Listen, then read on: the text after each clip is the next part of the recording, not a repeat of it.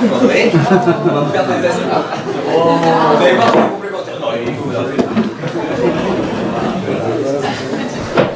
Donc, alors, moi je suis quoi? Je suis ingénieur, j'ai fait l'école centrale de Lyon, donc pas loin, qui n'est pas du tout à Lyon, qui est à Écully, bien sûr, hein, pour ceux qui connaissent l'escroquerie là-dessus.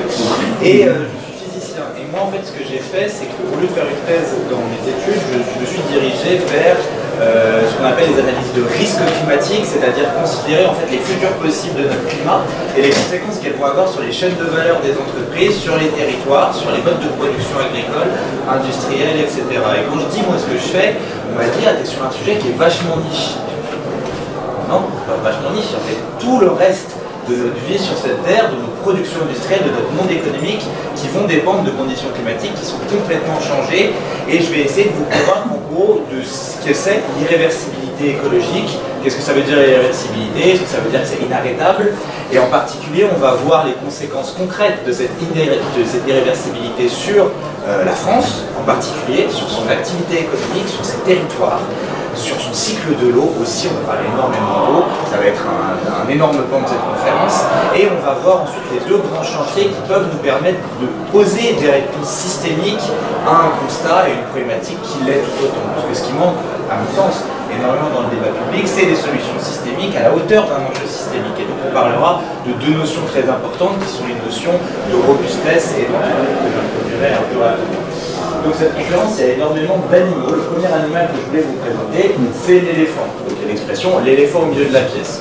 Aujourd'hui, on n'a jamais été avec une meilleure illustration de ça, puisque le sujet du changement climatique, les sujets écologiques sont mis depuis l'élection de Donald Trump vraiment au second plan, ou en tout cas on a vraiment une recul de l'espace de discussion autour de ces enjeux-là, sous un prétexte de backlash écologique, l'idée que en fait il faudrait maximiser à tout prix la compétitivité, et si M. Trump maximise la compétitivité de son pays en enlevant toutes les régulations, en simplifiant tout, en faisant des coupes tronçonneuses, et ben nous il faut qu'on prenne notre petit couteau et qu'on coupe aussi dans chacun des grandes façons en fait qu'on a organisé notre société.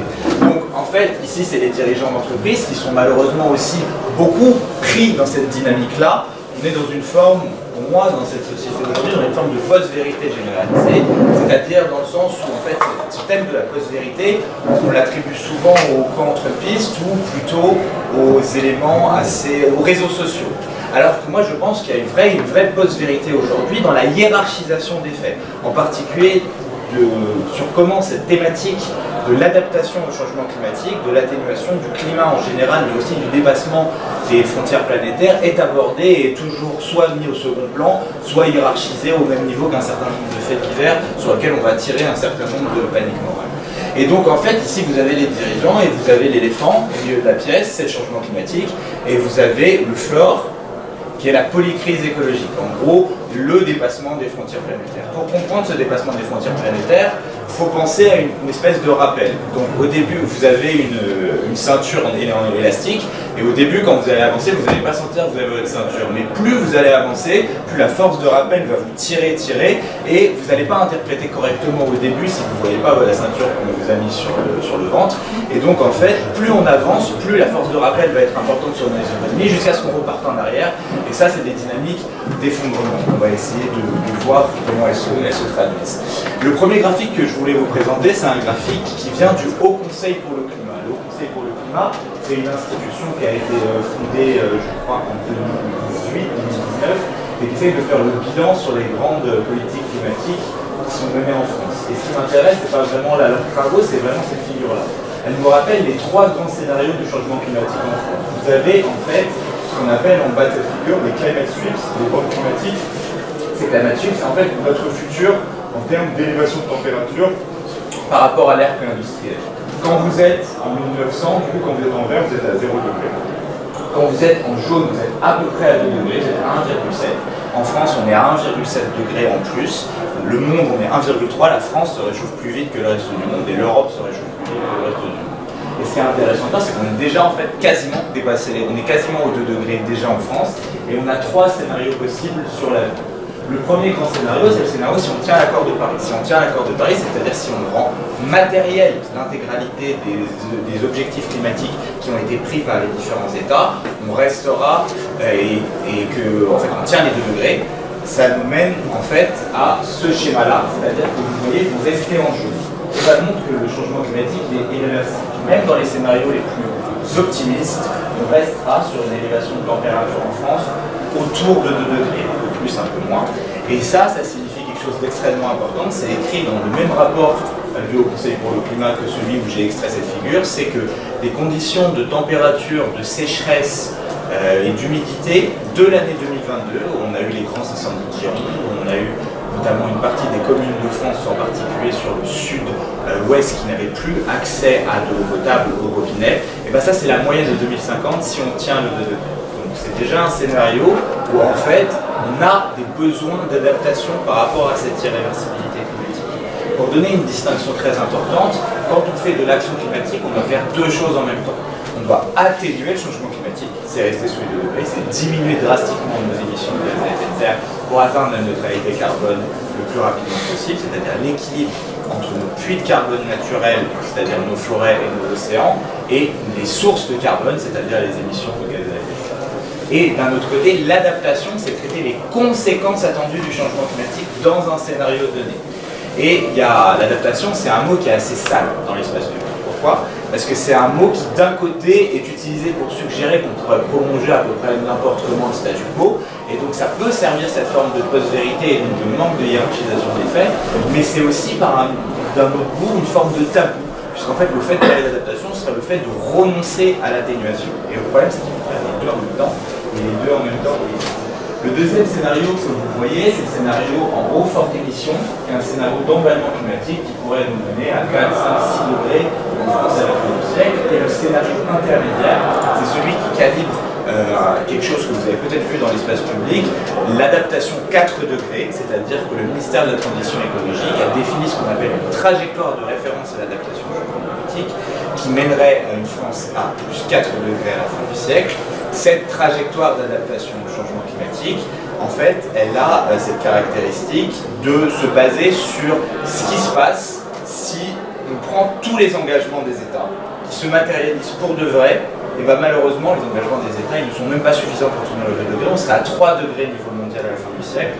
3 degrés niveau mondial, c'est 4 degrés en France, parce que la France se réchauffe avec un certain nombre de biais, notamment le déclenchement d'un certain nombre de points de bascule sur lequel on pourra revenir, et un deuxième biais qui est celui qu'on n'ait pas de retour en arrière sur un certain nombre d'engagements qui a été pris, qui est bien sûr pas du tout à l'actualité, notamment au début des années.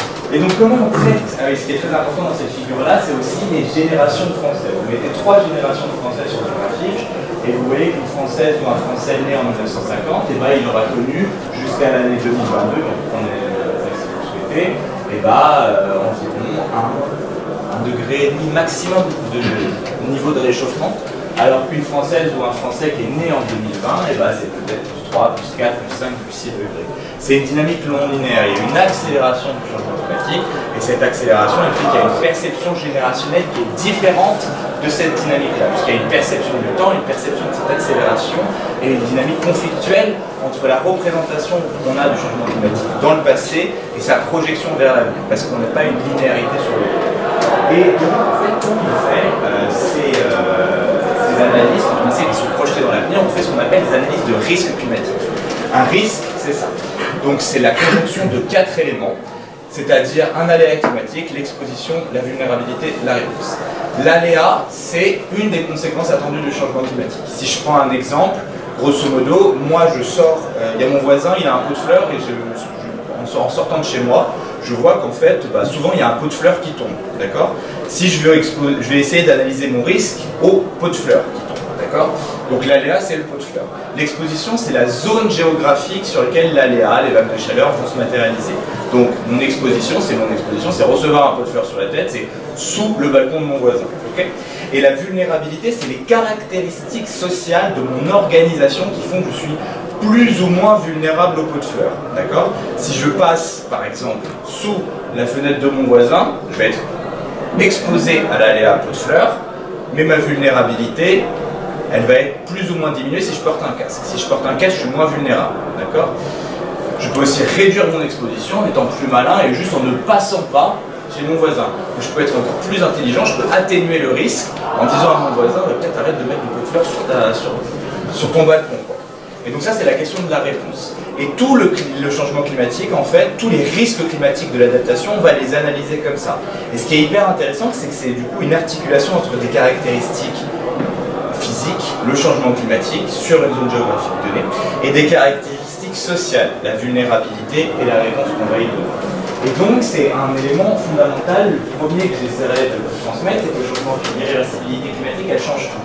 Toutes les infrastructures qu'on a conçues et qui sont en cours de conception sont généralement dimensionnées sur des conditions climatiques passées.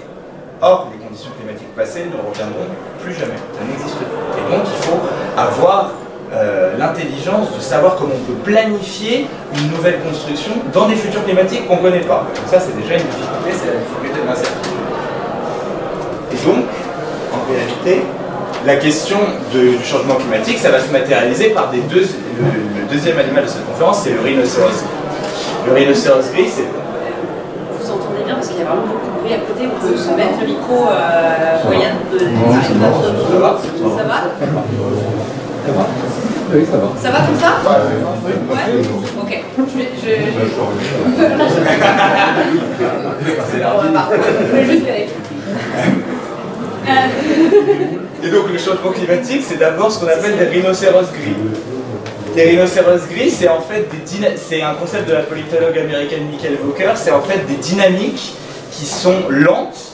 On voit les rhinocéros loin, mais on se dit ils sont loin, on va gérer, mais on peut les prévoir. On peut prévoir qu'ils vont peut-être nous foncer dessus à un moment, mais voilà, ils sont loin, c'est tranquille. Et les rhinocéros gris, en fait, en France, c'est les 3 saisons en plus qu'on va se taper en France par rapport aux 4 saisons qu'on connaît actuellement. On va avoir la France du trop chaud d'abord. La France du trop chaud, c'est cette carte-là. Vous avez la France de 4 degrés, mais ces cartes de météo France, vous pouvez très bien aussi les articuler à des horizons beaucoup plus proches, c'est-à-dire des horizons du style 2050, 2030, etc. Si on prend l'horizon 2100, c'est notre trajectoire de référence à l'adaptation au changement climatique, et bien vous retrouvez que les territoires de France qui se réchauffent plus vite que tous, c'est vous. Voilà. C'est tout ce qui est sud-est qui a, du coup, c'est 4 degrés en moyenne. Et 4 degrés en moyenne, c'est déjà plus 5, plus 6, plus 7, notamment sur tous les territoires proches des territoires de montagne, notamment les territoires alpins. Et ça se connaît déjà, parce que vous savez peut-être que le plus grand record de température qu'on a observé en France, il a été aussi observé dans la région lyonnaise à Toulon. Toulon qui est la ville d'origine de... C'est un ballon d'or. Benzema. À un moment en conférence, j'ai dit ça, et il m'a dit « Léo Messi ». Public difficile.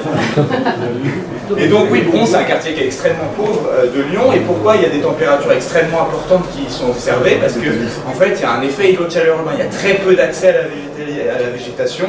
Et donc en fait, toute l'énergie solaire qui vient, elle sert à chauffer le béton, et le béton recrache le soir. Et donc, à quoi ça correspond cette France du trop chaud? Ici, j'ai affiché une carte de Météo France. On a 46 vagues de chaleur observées entre 1947 et 2020, et vous avez la durée de ces vagues de chaleur ici, et vous avez la température de ces vagues de chaleur. Donc si je prends 2003, c'est 15 jours 2003, et c'est à peu près 30 degrés de moyenne. Si on tient 2 degrés, c'est-à-dire on va se plus optimiste, on est à ça. C'est-à-dire on contrôle encore à peu près. Vous voyez qu'on a plus de bulles, les vagues de chaleur augmentent en fréquence, on a plus, et elles augmentent en intensité. L'intensité dans le sens où elles peuvent être plus longues et plus chaudes. Ça se contrôle quand même, ça c'est à 2100. Par contre, si on dépasse largement, si on va sur la trajectoire des 4 degrés en France, on perd le contrôle, on se retrouve sur quelque chose comme ça. C'est-à-dire un pays qui n'a absolument plus rien à voir avec le pays qu'on connaît. C'est-à-dire qu'en fait, vous voyez que vous avez tous vos extrêmes du passé qui deviennent la moyenne, parce que vous voyez, toute cette zone-là est peuplée tout le temps, c'est-à-dire qu'en fait, tous les étés, en fait, on aura les extrêmes qu'on connaît aujourd'hui. Et on a des choses qu'on n'a jamais observées, pour lesquelles ni nos infrastructures, ni nos corps, en fait, rien n'est préparé à gérer ça. Okay.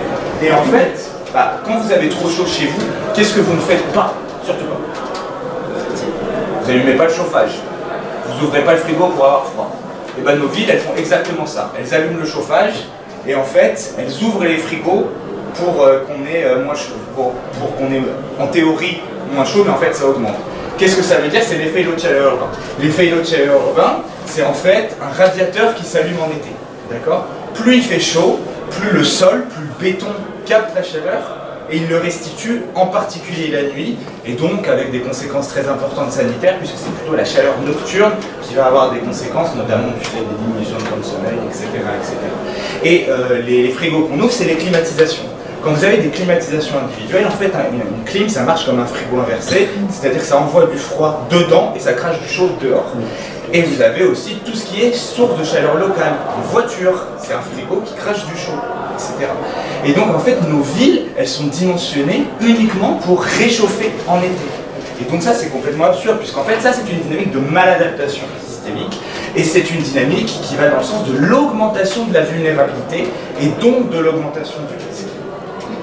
En fait, du coup, l'enjeu, un des enjeux fondamentaux du secteur de la construction et de l'aménagement du territoire, pour cette raison, ça va être la désimperméabilisation des sols et la limitation de l'effet îlot de chaleur urbain, d'accord, pour diminuer les effets qui sont intrinsèques à l'aménagement du territoire de la ville liés au trop chaud. Le deuxième élément, la deuxième saison, le deuxième rhinocéros gris, c'est la France du trop sec. Qu'est-ce qui se passe? En fait, là, c'est le nom de la conférence où on va rentrer sur des choses un peu plus... on va dévoiler la vérité, d'accord? C'est la partie complotiste de la conférence. Donc le cycle de l'eau qu'on vous a appris est faux. Il y a une libre dévoile. Et donc, qu'est-ce qui se passe? Qu'est-ce qu'on vous a appris sur le cycle de l'eau? On vous a appris que vous avez de l'eau de surface. Cette eau de surface, elle va s'évaporer, ok? Cette évaporation, ça va faire des nuages, ces nuages vont se condenser, il va pleuvoir. Cette eau, elle va soit être stockée dans la cryosphère, dans les neiges, soit elle va ruisseler, revenir dans les eaux, les groundwater, donc les nappes phréatiques, et puis il y a une communication entre les nappes phréatiques et les eaux de surface. Ça, c'est faux. En fait, qu'est-ce qui manque là-dedans? Comment? Exactement. C'est-à-dire qu'en fait, c'est ça qui manque. Et c'est un peu chiant que ça manque parce que c'est 2/3 des précipitations qui sont expliquées par l'eau verte. Ce qu'on appelle l'eau bleue, c'est l'eau que vous avez du coup en surface. Vraiment, et l'eau que vous avez dans les nappes phréatiques. Et l'eau verte, c'est l'eau qui est contenue dans les végétaux, dans le sol aussi, comme André l'a expliqué. Et en fait, lorsque vous allez avoir le changement climatique, vous allez avoir une accélération de l'évaporation et de l'évapotranspiration. Si vous prenez un continent où vous avez zéro végétation, les précipitations s'arrêtent à maximum 1000 km des côtes. Après, vous n'avez plus de précipitations. En tout cas du Sahara, par exemple. Et en fait, ce qui se produit, c'est que 2/3 de les précipitations, c'est cette eau verte, c'est l'évapotranspiration de l'eau verte. Ça veut dire quoi? Ça veut dire que si vous diminuez la quantité de végétation dans vos territoires, vous affectez le cycle de l'eau, et en particulier, vous l'accélérez. D'accord? Et ça, c'est encore une dynamique qui est non climatique, qui est une dynamique qui vient renforcer les effets d'un aléa climatique. Donc si je reviens sur la carte du trop sec, ici vous avez une augmentation du nombre de jours secs consécutifs, c'est-à-dire c'est la durée, d'accord, en pourcentage. Quand vous voyez que tout est gris, marron pardon, ça veut dire qu'en fait partout la durée des précipitations, du nombre de jours sans précipitation augmente. C'est ce que Marc-André a expliqué, c'est-à-dire qu'en été vous avez moins de précipitations, mais vous avez la même quantité d'eau globale et en fait tout va retomber d'un coup, ça c'est trop d'eau. Et vous voyez que les territoires qui s'assèchent le plus, c'est tout ce qui est proche notamment de l'Espagne, parce que toutes les Pyrénées-Orientales, parce qu'en fait on est sur des territoires qui sont en désertification, et là la grande surprise c'est la Bretagne. D'accord, la Bretagne va manquer d'eau. C'est assez fou, mais c'est le cas. Et après, vous voyez aussi que c'est des questions de moyenne. Tout le monde va avoir moins d'eau en été. Ça veut dire que tout le monde va devoir revoir son partage de l'eau en été. Or, aujourd'hui, ce qu'on fait sur la ressource en eau, c'est qu'on a une propagation des différentes sécheresses. C'est la deuxième chose qu'on dévoile. Il n'y a pas une sécheresse, il y a 3 types de sécheresses. C'est très important de parler comme ça. Les premiers types de sécheresse, qu'on appelle les sécheresses météorologiques. C'est le déficit de précipitation. Le deuxième type de sécheresse, c'est la sécheresse des sols. S'il pleut moins, vous avez des sols où il y a moins d'eau verte. D'accord ? Par contre, en revanche, si ces sols aussi, vous avez des types de production agricole, ou si vous les avez imperméabilisés, vous diminuez aussi par votre usage des sols la quantité d'eau qui va y rester. Et si vous avez moins d'eau dans les sols, c'est une dynamique de boucle de rétroaction. Moins vous avez d'eau dans les sols, moins vous êtes capable d'infiltrer l'eau qui tombe, le peu d'eau qui tombe ou quand elle tombe. Et en fait, du coup, la sécheresse des sols conduit à ce qu'on appelle une sécheresse hydrologique. Et la sécheresse hydrologique, c'est la diminution des débits des cours d'eau et des nappes phréatiques, la quantité d'eau qui va y rester, parce qu'en fait on a une communication complète entre les nappes phréatiques et les cours d'eau. Et du coup, aujourd'hui, si on regarde les projections climatiques, vous avez toutes les Pyrénées-Orientales où vous avez en particulier une diminution très importante de la quantité d'eau. Vous avez le Rhône aussi, on a une diminution qui est entre 5 et 20%, d'accord? Mais ça c'est déjà énorme parce que le Rhône c'est le fleuve qui est le plus surexploité de France, puisque vous y avez de la production agricole, le canal de Provence, vous y avez les centrales nucléaires, vous avez les centrales hydrauliques, et vous avez tous les usages, les usages industriels de l'eau aussi qui vont pomper sur des nappes phréatiques ou directement sur l'eau du canal, sur l'eau du Rhône directement. Et donc, et puis vous avez aussi une volonté de transformer le Rhône en voie navigable et donc avoir aussi beaucoup de transport de marchandises autour du Rhône. Vous avez les nappes phréatiques qui suivent ce même genre de dynamique. Ce qu'on fait de mal aussi par rapport au Trossec, c'est qu'on jette l'eau par les fenêtres aujourd'hui. C'est-à-dire qu'aujourd'hui, on est dans une forme de production agricole qui est hyper spécialisée pour des productions vers l'exportation et des productions qui consomment énormément d'eau et qui accentuent du coup l'accélération du cycle de l'eau et qui accentue aussi la quantité d'eau qu'on va pouvoir séquestrer dans les sols. C'est la question du maïs notamment. Donc une dynamique de maladaptation. Et l'autre chose extrêmement importante et qui touche et pour laquelle on ne parle pas beaucoup, je trouve, qui manque, c'est qu'en fait nos sols, il y a une partie de nos sols qui ont de l'argile, d'accord, et les sols argileux, c'est des accordéons, ok. C'est-à-dire que quand vous avez un sol qui s'humidifie, un sol argileux qui s'humidifie, vous tirez l'accordéon comme ça, ok. Et une fois que le sol il va être plus sec, ouf, il se rétracte. Gonflement, retrait, gonflement, retrait. Sauf qu'en fait, malheureusement, lorsque les vagues de sécheresse, le sol est trop sec, eh ben, on va aller trop vite sur l'accordéon, on va le casser. C'est ça qui se passe lorsque vous avez des vagues de sécheresse éclair. Et ben, c'est en fait, les sols argileux craquent, et ces craquements, vous pouvez les retrouver notamment sur les maisons, et ça correspond à 10 millions de logements en France. Vous avez aussi ça sur les routes. Si vous vous rappelez, moi je ne suis pas un grand fan du Tour de France, mais en 2022, lorsqu'il y a eu les grandes vagues de sécheresse, en fait, il fallait arroser les routes du Tour de France parce que c'était en train de craquer, etc. Et vous avez du coup, en fait, l'intégralité des grandes infrastructures de notre pays, que ce soit les maisons, les bâtiments ou les routes, qui vont être touchés par cette espèce d'accordéon qu'on va refermer trop vite. Donc ça, c'est une conséquence aussi très importante du Trossec. Et ça veut dire que toutes les constructions, elles vont devoir intégrer cette forme d'irréversibilité climatique dans la façon dont on va les construire. Et la dernière France que vous pouvez glisser, que vous anticipez, c'est la France du trop d'eau. Puisqu'en fait, toute l'eau qui va s'évaporer en plus, 1 degré de plus, c'est 7% de potentiel d'évaporation en plus, c'est-à-dire que votre air, elle peut contenir 7% d'eau en plus, et bien toute cette eau-là, qui va être évaporée plutôt en été, elle va retomber plutôt sur le nord et plutôt sur la partie est du pays. D'accord ? Donc si je résume, le trop chaud c'est pour tout le monde, mais plus pour vous, donc plus pour le sud-est. Le trop sec c'est pour tout le monde, mais plus pour la Bretagne et le sud-ouest. Et le trop d'eau c'est pour tout le monde, mais plus pour le nord et le nord-est. D'accord ? Et puis on a aussi beaucoup d'incertitudes sur le signe d'évolution de ce trop d'eau sur le pourtour méditerranéen. Et en fait, la dynamique fondamentale, quand vous avez du trop d'eau, quand vous avez une fuite chez vous, la seule chose à ne pas faire, c'est pas de balancer, c'est de garder les éponges chez soi, d'accord, d'avoir les seaux, etc. Or, on fait exactement l'inverse aujourd'hui. C'est-à-dire qu'en fait, puisqu'on artificialise 20 000 hectares par an, c'est-à-dire 20 000 terrains de foot, et en fait, on renforce notre vulnérabilité à ces inondations. Puisque plus votre ville elle est imperméabilisée, plus vous allez être dans l'incapacité de faire ce qu'on appelle une ville éponge, et donc de capturer, de séquestrer, d'absorber les excès d'eau qu'on va devoir affronter. Et donc ça, c'est une tendance absolument fondamentale aussi. C'est-à-dire qu'il va falloir construire probablement moins, mais construire beaucoup mieux. Et en fait, ce qu'il faut se rendre compte, c'est que tous ces éléments-là, c'est des éléments qui sont physiques, qui sont factuels, c'est des rhinocéros gris. On sait que ça va se produire.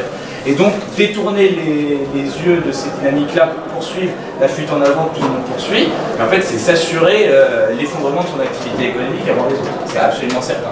Puisque ça, c'est des dynamiques physiques, c'est pas des débats. D'accord ? Et il y a beaucoup de difficultés dans l'espace public français à trancher les réalités scientifiques factuelles avec des débats ou des opinions et des points de vue. Là, ce que je vous ai montré, c'est pas mon opinion, c'est pas mon point de vue, c'est simplement en fait la réalité physique des choses qui vont se produire et les conséquences on va dire, triviales qui en découlent.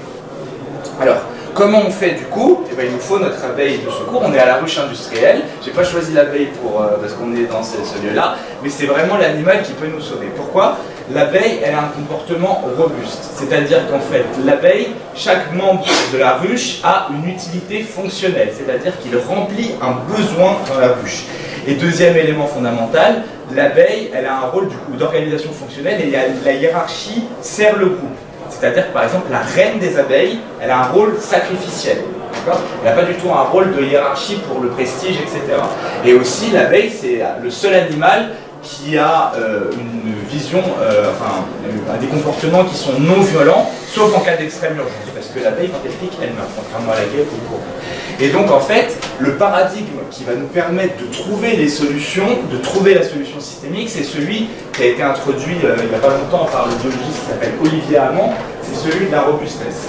Aujourd'hui, on est prisonnier d'un paradigme qui est celui de la performance. La performance, c'est simple. En fait, qu'est-ce qui se passe? C'est que je veux maximiser un indicateur. Donc, je veux maximiser mon profit en tant qu'entreprise, ma croissance en tant que pays, mon PIB, etc.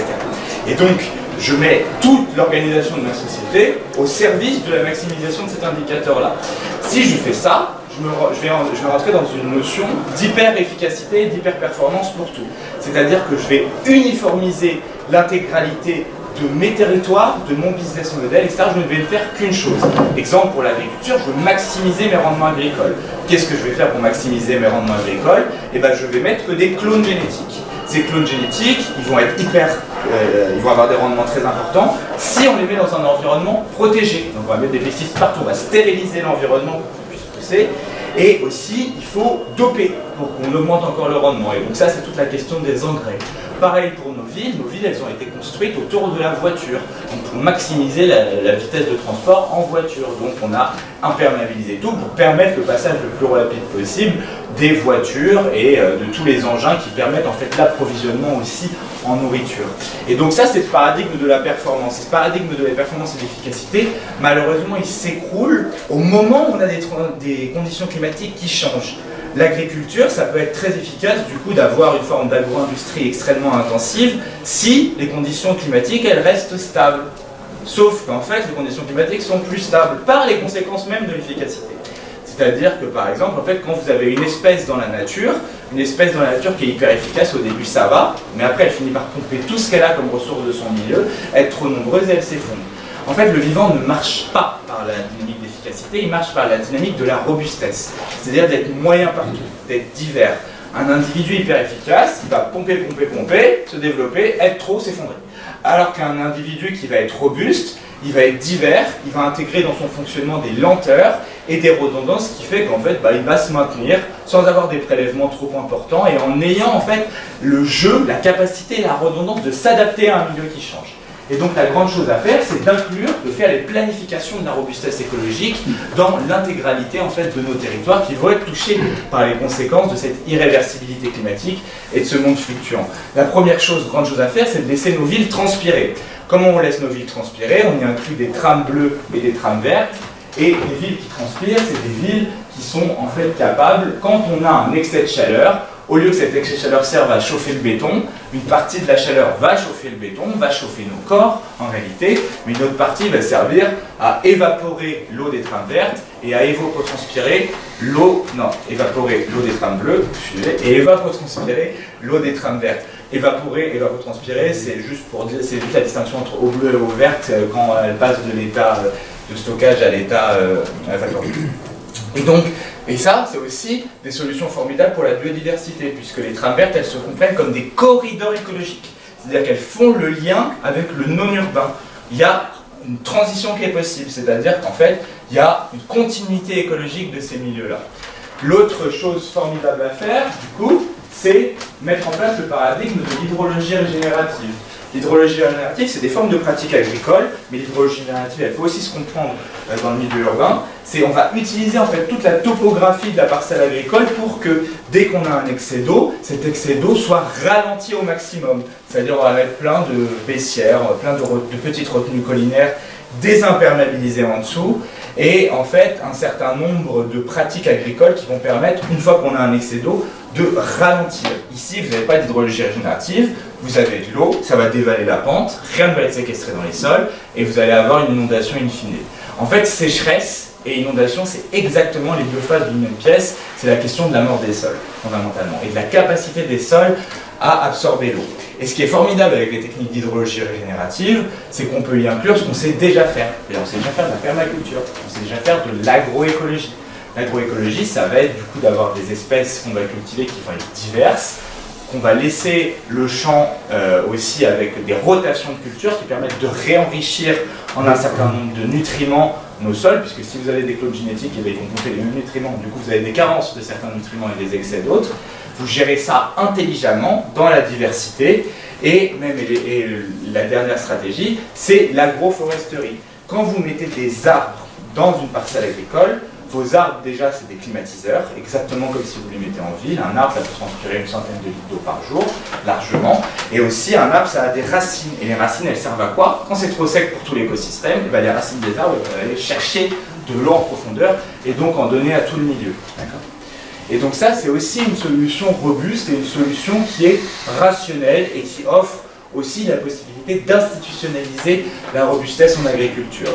L'autre partie, et ça Marc, vous en avez plutôt parlé ce matin, j'ai vu, c'est qu'en fait nos cours d'eau, quand on les canalise, quand on les imperméabilise, c'est comme des réseaux sanguins. C'est-à-dire quand il y a une hémorragie, tous les obstacles ou toutes les canalisations vont faire que ça va déborder, d'accord, à un moment. Quand vous avez en fait un cours d'eau et que vous les avez dirigés dans un endroit, et quand vous allez avoir l'excès d'eau, ce cours d'eau il va gonfler, assez simplement, et du coup il va reprendre la trajectoire, la trame que lui-même avait embarqué pendant des milliers d'années, et en fait nous en l'artificialisant, c'est bien pour mettre des choses autour, on va mettre des maisons et donc c'est la catastrophe.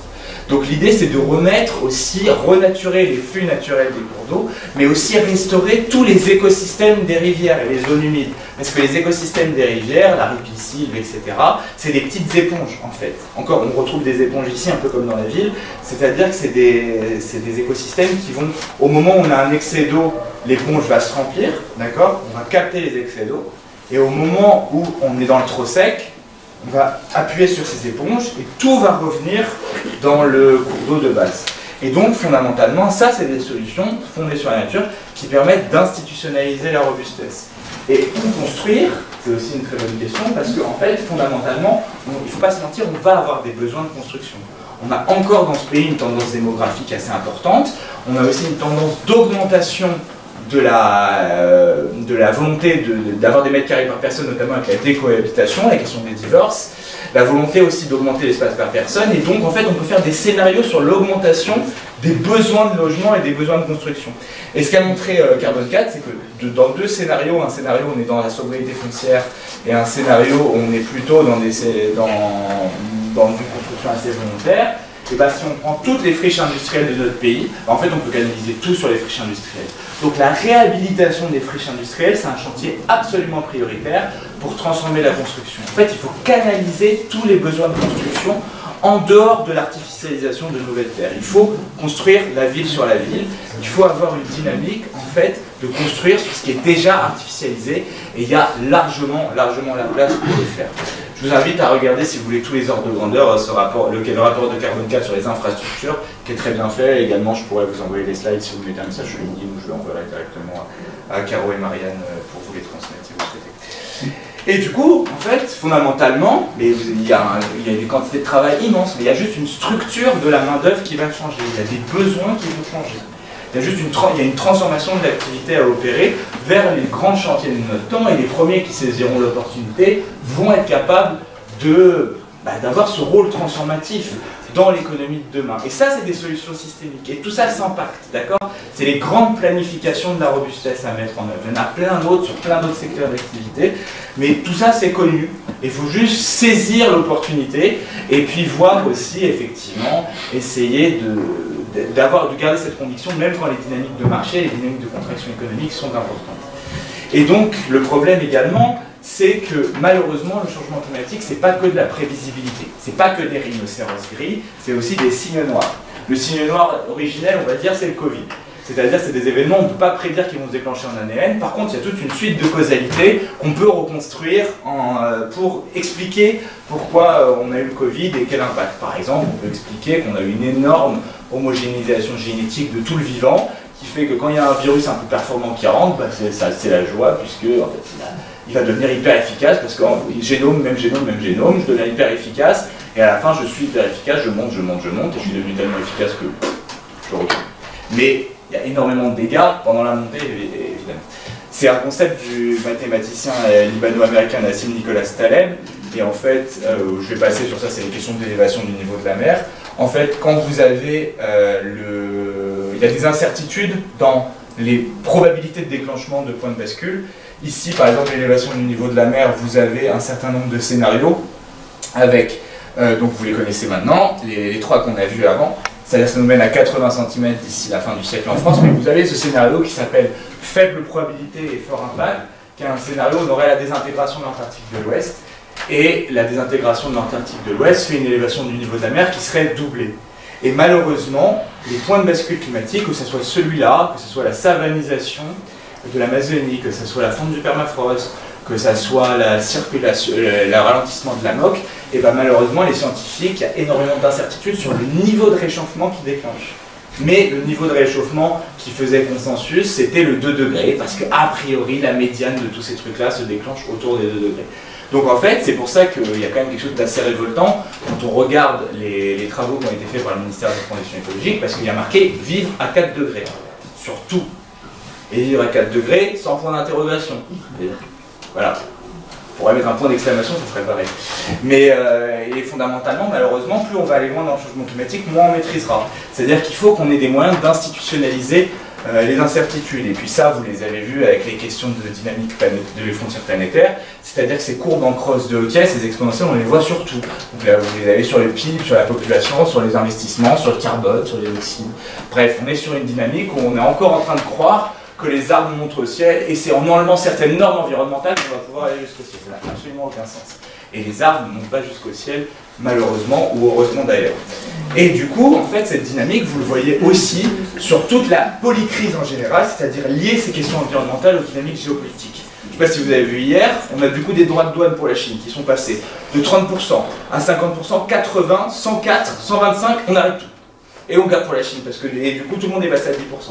Et en fait, ça, c'est fondamentalement des dynamiques qui viennent renforcer ces dynamiques de maladaptation, d'imprévisibilité. Et je pense que dans notre secteur, vous voyez cette augmentation très importante de tous les matériaux de construction, parce qu'on a aussi une dynamique de déplétion des ressources énergétiques qui fait que le prix de notre approvisionnement, il va être contraint par les rhinocéros gris, par les cygnes noirs. Et les cygnes noirs, c'est aussi la réaction que font les dirigeants politiques à ces dynamiques de pénurie-là. Aujourd'hui, Trump il est dans une dynamique d'impérialisme climatique, c'est-à-dire qu'il essaie de capter les ressources pour lui au maximum. C'est ça que, enfin moi je comprends comme ça, ces petits mouvements, on va dire. Enfin, et les nouvelles quotidiennes qu'ils nous donnent. Et du coup, en fait, il y a alors c'est un peu coupé, fondamentalement la question de la sobriété, elle est au cœur de l'adaptation, parce que plus vous êtes sobre, plus vous circularisez vos ressources, moins vous êtes dépendant de Trump ou des bêtises géopolitiques du monde, ou fondamentalement à la déplétion des ressources. C'est-à-dire qu'aujourd'hui, le cycle de vie des matériaux ressourcés, si on a du coup une dynamique où la ville va devenir être désimperméabilisée, la ville ça va devenir une mine. C'est-à-dire que il va falloir récupérer tout ce qu'on va désimperméabiliser pour les réutiliser en matériaux de construction sur les friches industrielles, etc., etc. Et donc, il va falloir avoir des dynamiques de sobriété, donc de moins consommer, mais aussi de recyclage, aussi d'allongement de la durée de vie des matériaux, de biosourçage pour un certain nombre d'éléments, d'optimisation des flux, etc. Et à chaque fois qu'on aura remis de la sobriété dans nos chaînes de valeur, plus on va diminuer notre risque, parce qu'on va diminuer notre exposition aux signes noirs qui vont être générés par ces différents aléas. Et donc, en fait, la sobriété matérielle, c'est un enjeu de survie. Ça n'a rien à voir avec des questions d'aniche ou des questions morales. C'est pas il faut être sobre parce que c'est mieux. Oui, c'est mieux, mais c'est pas la question. La question qu'on pose, c'est dans un monde qui est fluctuant, où en fait on a une incertitude énorme, comment on gère? Et on gère en faisant gaffe. C'est assez simple. C'est vraiment des leçons, c'est du bon sens, mais c'est fondamentalement ce qui est au centre de la question de l'adaptation quand on la lie à la matérialité. Et donc, le dernier élément de cette conférence, c'est comment on gère cette incertitude. si on ne peut pas anticiper. Et bien le deuxième paradigme qui est hyper intéressant, c'est celui de l'entraide et de la coopération. Vous allez voir que ça rejoint un peu la robustesse. Il y a un livre qui est formidable, que je peux vous recommander. C'est le livre de Pablo Servigne et Gauthier Chapelle qui s'appelle « L'entraide, l'autre loi de la jungle ». Et dans ce livre, Pablo et Gauthier, ils définissent ce qu'on appelle un cycle pénurie-abondance. Ils partent d'un milieu où on a une catastrophe ou des maladies. Bref, on a des situations de pénurie ou de crise. Et en fait, ce qu'ils vont montrer, c'est que dans ce cadre-là, les groupes humains qui survivent, c'est ceux qui ont institutionnalisé l'entraide au plus haut degré. Pourquoi? Vous prenez deux groupes humains. Prenez un groupe humain qui a de la compétition en institution principale, et une autre qui a plein de réflexes d'entraide, de solidarité. Bah, au moment où il y a la pénurie ou de crise, il se passe quoi? Le groupe humain avec toute la compétition, bah, il va se disloquer, il va se tribaliser, on va essayer d'accaparer la ressource qui manque. Alors que dans l'entraide, eh bah, fondamentalement, on a les réflexes pour gérer la crise. Et de cette abondance-là, naît une forme d'extraction du milieu, et dans la situation d'abondance, par contre, c'est la compétition qui domine. Et la compétition remet la pénurie. Et donc, en fait, ça, c'est le cycle pénurie-abondance qui est décrit. Dans la pénurie, c'est les comportements d'entraide qui sont majoritaires. Dans l'abondance, c'est les comportements de compétition qui sont majoritaires. C'est valable pour les humains ou pour le vivant. Vous prenez deux arbres, vous mettez vos arbres dans un environnement qui est riche et vous en déracinez un. Vous allez voir que dans le canyon qui est laissé, les racines du premier arbre qui est resté vont s'étendre. Ça veut dire qu'ils étaient en compétition, ils étaient en train de se battre pour le territoire. Vous mettez vos deux arbres dans le désert, vous déracinez l'arbre, et là vous allez voir quelque chose de complètement inverse, c'est-à-dire que vous allez avoir les racines du deuxième arbre qui vont se rétracter. Ça veut dire qu'ils coopéraient en fait, nos deux arbres, dans un milieu qui était plus difficile. Et donc en fait, c'est ça la grande réponse à l'incertitude. C'est des formes d'institutionnalisation de la coopération. Ces institutions de la coopération, on peut penser à la sécurité sociale par exemple, mais on peut aussi penser à tous les réseaux d'entreprises. En fait, il faut se mettre ensemble et avoir des comportements collaboratifs dans l'écosystème dans lequel on vit. C'est ce qui se passe avec les mycéliums. Le mycélium de champignons, c'est ça, c'est ce qui va faire tout le lien dans la Terre et qui va en fait lier les différents écosystèmes de la Terre, du sol, les uns avec les autres. C'est quelque chose qui est assez fondamental parce que le darwinisme il a été beaucoup dévoyé. Il y a une conflit. Lorsque Darwin va aller observer en fait et écrire sa théorie de l'évolution, il va dire que c'est la compétition qui est un des comportements majoritaires parce qu'il va aller étudier des environnements qui sont très riches. Et il y a un autre savant qui s'appelle Kropotkin qui était en Russie qui a regardé ça et qui s'est dit il y a un problème. Il n'y a pas d'entraide dans ce que nous raconte Darwin, ou en tout cas la réinterprétation qui a été faite de Darwin pour justifier la forme d'organisation du système économique actuel. Et donc il allait faire la même chose que Darwin, mais lui il allait en Sibérie. Et lui ce qu'il a vu, c'est qu'en fait les comportements qui dominaient en Sibérie, c'est l'entraide. Et donc ça c'est hyper puissant parce que ça peut permettre de comprendre nos institutions comme nos sociétés comme des balanciers entre des institutions de l'entraide et des institutions de la compétition. Et donc, dans un temps d'abondance, il est permis, selon la morale qu'on donne, mais grosso modo, il y a la possibilité de tirer plus loin sur les institutions de la compétition. Par contre, quand vous rendez dans un monde fluctuant, il faut absolument rééquilibrer, voir que l'entraide devienne majoritaire dans les comportements. Et ça s'organise par la base. Et ça permet de revenir du coup au donut qu'on vous a présenté. Le donut, donc maintenant ça n'a plus de secret, vous avez le plancher social et vous avez les frontières planétaires. Ben, en fait, ce qu'il faut faire, c'est mettre en sécurité sociale nos besoins. Il y a une question notamment qui est la sécurité sociale de l'alimentation, qui est des formes d'organisation de la production alimentaire sous des bases de l'entraide. Comme aujourd'hui notre production de soins et de santé, elle se fait sur les bases de l'entraide et pas de la compétition. L'objectif c'est de soigner tout le monde, pas de faire un maximum de sous avec le système de santé, en particulier, en général, en tout cas dans le principe. Et donc l'idée c'est de créer des sécurités sociales tout autour des besoins, et donc de garantir les besoins vitaux de tout le monde face à l'incertitude. Et l'autre élément, c'est de créer aussi une mise en sécurité sociale des communs, ou de l'accès aux communs. Et ça, c'est les grandes planifications de la robustesse. Donc l'entraide, c'est ça, la robustesse, c'est ça. Et donc, en fait, fondamentalement, ce qu'il faut comprendre, c'est que l'effondrement, il va disloquer les réseaux dont on dépend pour accéder à nos besoins vitaux, en général en tant que société. Cette dislocation des réseaux, elle a un impact sur les entreprises. Parce que les entreprises, elles répondent à des besoins de marché, qui ne sont souvent pas les besoins vitaux aussi. Il y a toujours cette petite différence entre les deux. Et donc, on est dans une forme d'insécurité qui va augmenter sur l'alimentation, sur l'eau, sur la santé et sur nos émotions. Et donc, en fait, ce qu'il nous faut, c'est une forme de mise en sécurité sociale, si on peut réempacter les grands concepts de l'adaptation, autour des besoins vitaux et du partage des communs. Et en fait, ce qui va se passer, c'est qu'on va avoir un train de crise, on va continuer à avoir des crises, parce qu'on est dans les récidives climatiques, mais en fait, à chaque fois qu'on aura une crise, qu'est-ce qui va rester debout? Tout ce qui va être de compétition va de plus en plus s'écrouler, ou être de plus en plus en difficulté, ou en tout cas, ce qui va rester debout, c'est ce qui est robuste et ce qui fait office d'entraide. D'accord? Et donc, en fait, fondamentalement, s'il y a une chose à faire dans l'adaptation, c'est de planifier ces institutions de la robustesse et ces institutions de l'entraide, parce que fondamentalement, plus on va avancer dans la dynamique, plus c'est ça qui va rester debout, et plus elles seront debout vite, plus on va être capable de résister à ces trains de crise qui nous arrivent. Et donc, en fait, à planifier quelque chose de rationnel par rapport à une prospective claire de l'avenir. Et donc, en fait, fondamentalement, cette conférence, elle tient en le fait que c'est l'entraide et la robustesse qui permettent de conserver une forme de cohésion en tant que société libre, égalitaire et fraternelle, et que, en un mot, le futur il sera collectif, ou il ne sera pas, sur tous les sens du terme. Voilà.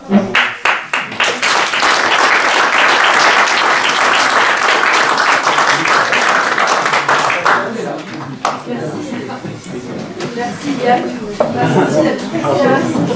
Non, ça va.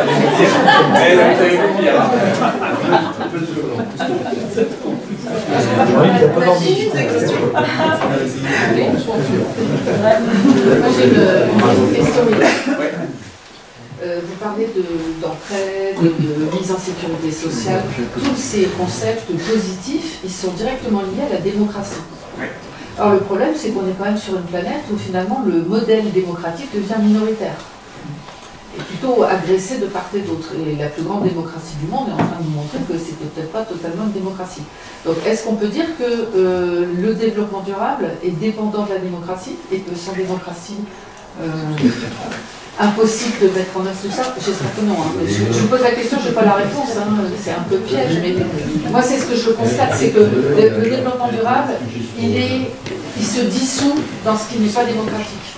Bah, c'est vrai, je suis d'accord avec vous sur ce point, et surtout, par contre moi j'ai un peu de mal avec l'idée que la démocratie, il faudrait la défendre et qu'elle serait assaillie. Je pense qu'on vit dans des démocraties qui sont incomplètes. C'est-à-dire qu'aujourd'hui on a une démocratie qui est uniquement basée sur le vote, beaucoup. En fait, sur l'action climatique, on est coincé entre deux choses. On est coincé entre le colibri, c'est-à-dire on fait nos petites actions individuelles, et on demande à nos dirigeants de bien faire, et puis on vote bien tous les 5 ans. Voilà, c'est ce truc-là. Sauf que ça, c'est hyper infantilisant, en fait, comme rapport au monde. C'est demande au grand de faire, vous faites dans ton coin, fondamentalement. Alors que, en fait, les chantiers de l'adaptation, en robustesse, entraide, mise en sécurité sociale des communs et des besoins, c'est construire par la base des institutions qui marchent de façon démocratique pour la production. La meilleure initiative, je peux en parler maintenant, c'est la sécurité sociale de l'alimentation. La sécurité sociale de l'alimentation, elle marche sur le modèle de la sécurité sociale normale, c'est-à-dire qu'en fait, on aurait chacune sur une carte vitale de la sécurité sociale de l'alimentation 100 € par personne et par mois. Ces 100 € par personne et par mois, c'est un tiers du chiffre d'affaires de la grande distribution, donc il reste 2, ça va. Et surtout, ça permet de les personnes qui auraient accès à cet argent sur la carte vitale de sécurité sociale de l'alimentation, ce seraient des productrices et des producteurs qui sont conventionnés. Et comment on les conventionnerait? Ben, on ferait des conventions citoyennes de l'alimentation, où en fait on aurait des représentants et des représentantes des mangeuses et des mangeurs, et des représentants des transformateurs et des agriculteurs, et on choisirait ensemble des critères de conventionnement. On choisirait démocratiquement qui a accès à cette monnaie marquée. Comme aujourd'hui, les gens qui ont accès à la monnaie marquée sur votre carte vitale de sécurité sociale de tout court, c'est des médecins qui ont été conventionnés, parce qu'ils ont fait des études de médecine. Et bien là, on peut faire exactement la même chose pour l'alimentation, et donc en fait avoir une bifurcation de l'agriculture par des voies démocratiques, et cette bifurcation de l'agriculture, elle permet du coup de sortir les producteurs marginalisés aujourd'hui par le fait qu'ils sont moins compétitifs s'ils ne sont pas dans la industrie, etc., pour leur créer un marché eux-mêmes et protéger et organiser toute la bifurcation du système vers ça. Et ça, c'est une autre forme d'institution de l'entraide. Et en fait, le chantier incroyable qui s'ouvre, c'est de réfléchir à ces institutions de l'entraide, comment on va faire pour le logement, comment on va faire pour la production. Et dès qu'on rentre, on met le doigt là-dedans, ben, ça donne une énergie, une patate de dingue, et on a rajouté le troisième palier qui manque, c'est-à-dire la construction concrète des institutions de l'entraide. Et les institutions de l'entraide, ça peut être des choses comme ça, ou ça peut être aussi des coopérations entre groupements d'entreprises, ça peut être la Convention des entreprises pour le climat, c'en est même en fait. Et tout ça, c'est des institutions de l'entraide, et ça, c'est en train d'émerger. Et sauf qu'on a un système qui ne le visibilise pas alors que ça existe, et que ça devient de plus en plus important.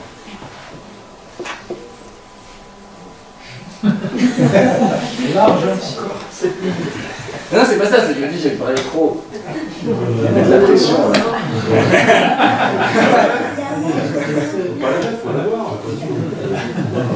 Je suis d'accord avec toi. En plus, vous avez rugby. Pourquoi vous n'allez pas voir Lyon?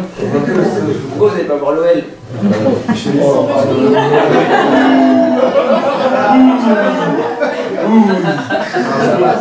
peut faire les deux en plus. Il a pas envie après le nom. On va voir l'out. C'est bien. Pas d'autres questions? Est-ce que votre hypothèse d'utiliser les friches industrielles pour éviter l'expansion des logements, ça compte en fait des hypothèses ou des objectifs de réindustrialiser notre pays, par exemple? C'est une bonne question. Je pense que la réindustrialisation, c'est pas ça qui bouffe le plus de terre, en fait. Ce qui mange le plus de terre, c'est vraiment l'habitat. Enfin, l'habitat et l'extension des villes. Ces deux choses, c'est le périurbain et le côtier, et littoraux. Pourquoi? Parce que, effectivement, il y a une dynamique de 1 à 4 entre, comme Marc-André l'a dit, entre la dynamique démographique et la dynamique de construction. Ça va 4 fois plus vite. Pourquoi ça va 4 fois plus vite?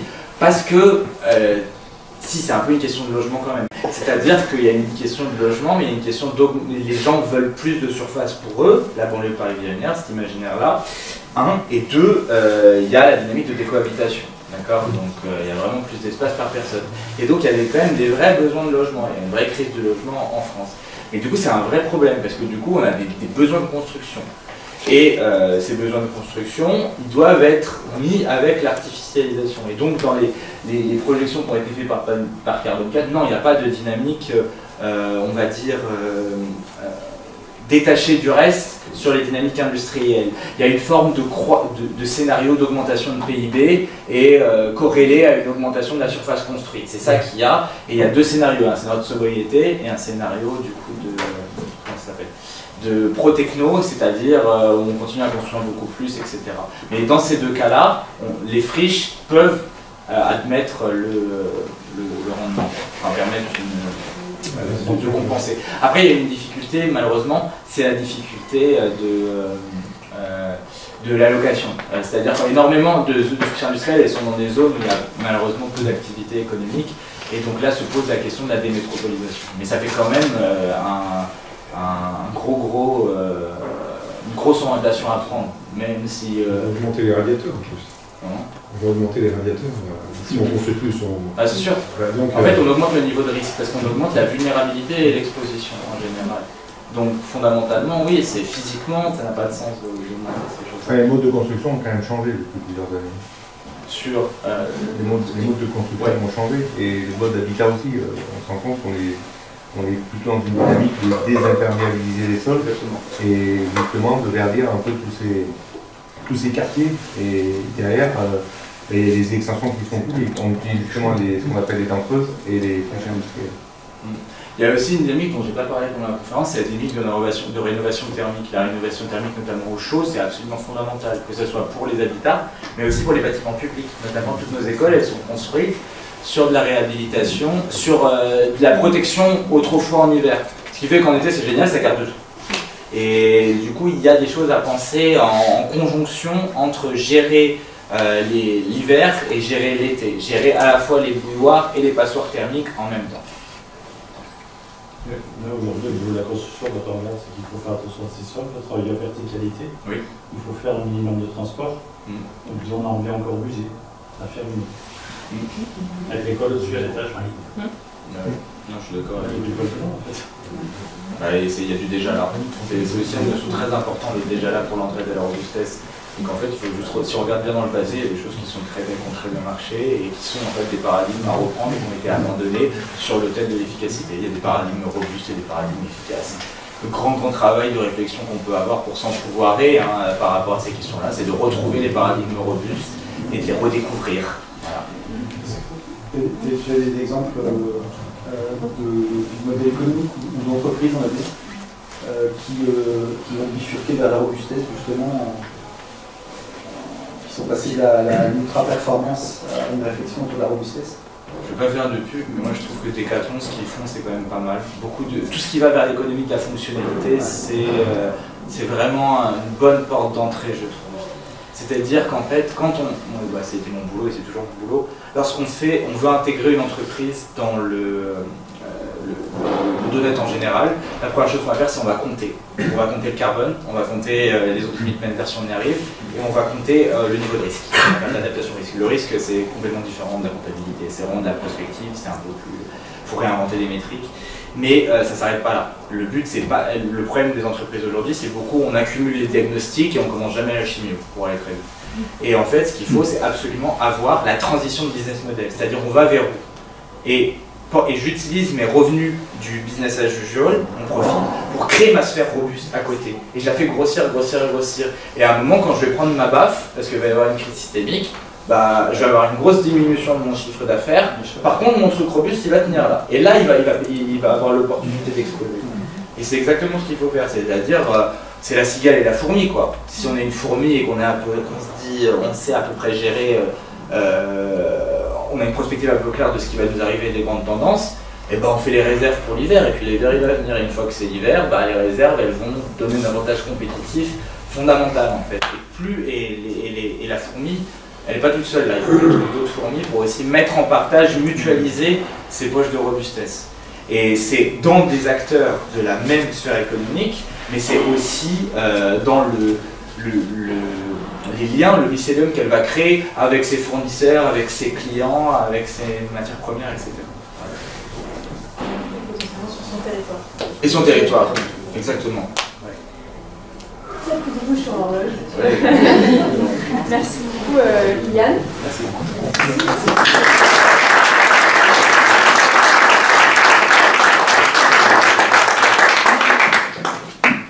Pas mal de liens finalement avec l'histoire, ce qui était déjà là, etc. Et c'est le moment de Jean-Pierre, parler de l'histoire du bon cheval.